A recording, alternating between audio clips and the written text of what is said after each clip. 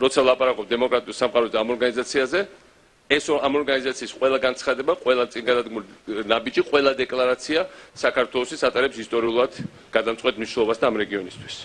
ჩვენ რა თქმა უნდა ასევე ვამაყობთ ჩვენი ჯარისკაცებით, რომელიც მონაწილეობენ ISAF-ის ოპერაციაში ავღანეთში. მეჩნია რომ ისინი წარმოადგენენ საქართველოს საუკეთესო შვილებს, საუკეთესო სახეს, ქართული სულის, მებრძოლი სულის და თავისუფლების მოყარე სულის საუკეთესო გამოხატულებას. რა თქმა უნდა ჩვენ ქეთს ვიხდით იმ ადამიანებს ჩვენ ჯარისკაცების წინაშე, ქართველთა საუკეთესო შვილების წინაშე, ვინც თავი გასწირებს მრავალეთნიკური ჩვენი საზოგადოების წარმომადგენლების წინაშე საქართველოს მომავლისთვის.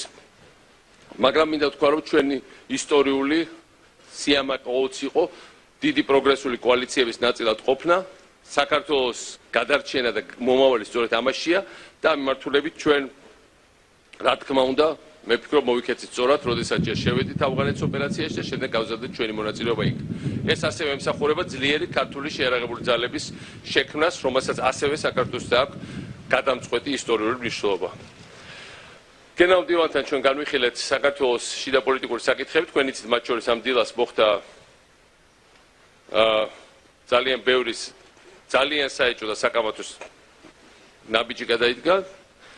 ზოგადად ის საკითხები, რომელიც ეხება სამართლის უზენაესობას, ადამიანის უფლებებს და ქართულ დემოკრატიას, ჩვენ რა თქმა უნდა ამ საკითხებზეც ღიად და ძალიან გულწრფელად ვისაუბრეთ.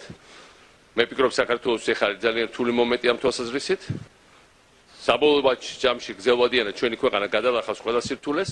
რა თქმა უნდა ჩვენ გავხდებით ნატოს წევრები, რა თქმა უნდა ჩვენ ჩამოყალიბდებით სრულფასოვან დემოკრატიად, თუმცა რა თქმა უნდა ახლა ჩვენ გავდივართ ძალიან რთულ პერიოდს, ძალიან სერიოზულ პრობლემატურ საკითხები დადგა ჩვენ წინაშე.